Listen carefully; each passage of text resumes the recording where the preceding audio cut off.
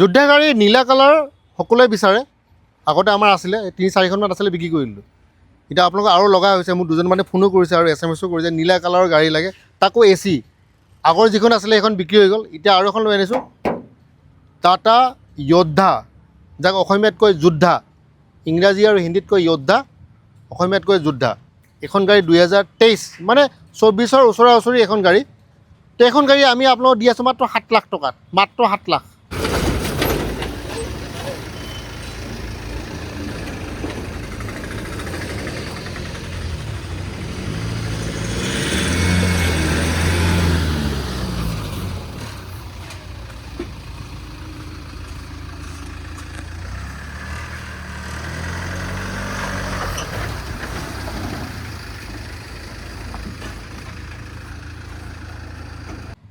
নতুন গাড়ীৰ দাম যদি বিচাৰে এখন মোটামুটি আপোনাৰ কাগজ পাতি লৈ মানে টেক্স, ইঞ্চুৰেঞ্চ, ফিটনেছ চব লৈ পিনে 11 লাখৰ ওপৰতে পৰে।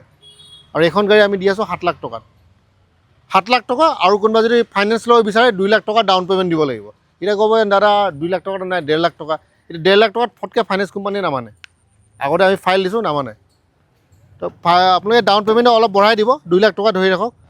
আৰু কেইটামান বস্তু মই লাষ্টত ক'ম, যেনেকৈ ফাইনেন্সত কি বস্তু লাগে, খুবেই ইম্পৰ্টেণ্ট বস্তু, ৰেট অফ ইণ্টাৰেষ্ট কিমান হয়, কেনেকৈ পাব, গোটেইখিনি মই লাষ্টত ক'ম। প্ৰথমে গাড়ীখন এবাৰ দেখুৱাই দিওঁ। এইখন হৈছে গাড়ী AC, মানে গৰমত আপোনালোকে সকাহ পাবৰ কাৰণে, ঠাণ্ডা কুল খাবৰ কাৰণে, ঠাণ্ডা হাৱা খাবৰ কাৰণে এইখন গাড়ী ল'ব পাৰে। 16 ইঞ্চি টায়াৰ, সুন্দৰ টায়াৰ, নতুন টায়াৰ পাই আছে, 4টা নতুন টায়াৰ। য়োদ্ধা মানে যোদ্ধা 2 টন, মানে 2000 কিলো আপোনালোকে উঠাব পাৰে। প্ৰভিজন আছে, এতিয়া কিলোমিটাৰ টাইপত দেখাই আছোঁ, একদম কম, 30,346, 30,346। তো এইখন হৈছে আপোনাৰ গাড়ী ভিতৰৰ ফালে। এতিয়া লোড বডিৰ কথা যদি পাতোঁ তেতিয়া 8 ফুট 7 ইঞ্চি, পিছৰ টায়াৰটো সুন্দৰ টায়াৰ চাব পাৰে, পাতি ঠিক আছে। আৰু এতিয়া পিছফালে যদি যাওঁ 6 ফুটৰ তলত, 6 ফুট ধৰি ৰাখোঁ, 6 ফুট। আৰু পিছফালে আহি পিনে যাওঁ 8 ফুট 7 ইঞ্চি, পিছৰ টায়াৰটো পিনে চাওক। তো 4টা টায়াৰ আপোনাৰ নতুন পাই আছে, খুবেই সুন্দৰ বস্তু এইটো আপোনালোকৰ কাৰণে, বেলেগ ইয়াত প্ৰব্লেম একো নাই। 4টা টায়াৰ নতুন, 2000 কিলো ধুনীয়াকৈ লৈ যাব পাৰে। চব বলেৰ পিকআপো আপোনালোকে ল'ব পাৰে, বলেৰ পিকআপতো আপোনাৰ 2 টন লৈ যাব পাৰে। কিন্তু বলেৰ পিকআপ আৰু যোদ্ধাৰ মাজত ডিফাৰেঞ্চ এইটো যে আপোনাৰ প্ৰাইচৰ ডিফাৰেঞ্চ, ঠিক আছে। তো আপোনাৰ 2 টন যোদ্ধা নীলা কালাৰৰ AC থকা গাড়ী আপোনালোকে পাই আছে 7 লাখ টকাত। এতিয়া ফাইনেন্স কেনেকৈ পাব, খুবেই সাংঘাতিক প্ৰশ্ন এইটো এটা। ফটকৈ ফাইনেন্স নাপায়, ফাইনেন্স কোম্পানী আজিকালি বহুত চেক কৰে। আপোনাৰ ঘৰত যাব, আপোনাৰ প্ৰথম বস্তুটো চাব, আপোনাৰ চিভিল চেক কৰে। চিভিলত কি হয়, আপোনালোকে বহুতে লুকাই যায়, মোৰ কোনো লোন নাই। ফাইনেন্সৰ দৃষ্টিত মোবাইলটো এটা লোন, বন্ধনৰ লোনো এটা লোন, গোটেইবোৰ হৈছে লোন। চব আপোনাৰ চেক কৰিব। তাত আপোনাৰ পে'মেণ্টটো কেনেকৈ দি আছে, ধৰি লওক আপোনাৰ পে'মেণ্টৰ ডেট 3 তাৰিখ, আপুনি দি আছে 10 তাৰিখ, আপুনি লোন পোৱা চান্স বহুত কম, ঠিক আছে। আপুনি সময়মতে পে'মেণ্ট দি আছে 3 তাৰিখ মানে 3 তাৰিখ, তেতিয়াহ'লে আপোনাৰ চিভিল স্ক'ৰ ভাল হ'ব আৰু পে'মেণ্টটো আপুনি লোন পোৱাৰ চান্সো ভালখিনি থাকে।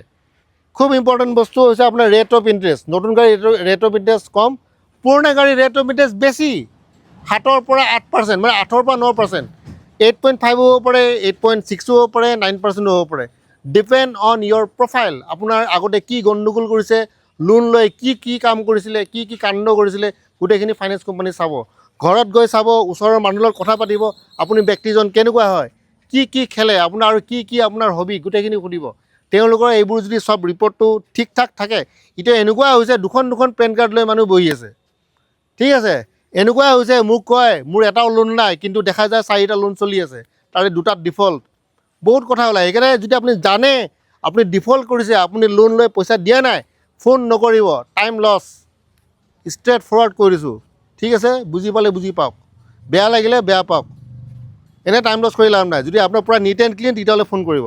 আকৌ এবাৰ কৈ দিওঁ, য়োদ্ধা 2.0 2023 ছেপ্টেম্বৰৰ গাড়ী, যিটো দাম ৰখা হৈছে মাত্ৰ 7 লাখ টকা। ডাউন পে'মেণ্ট 2 লাখ টকা আপুনি দিব লাগিব।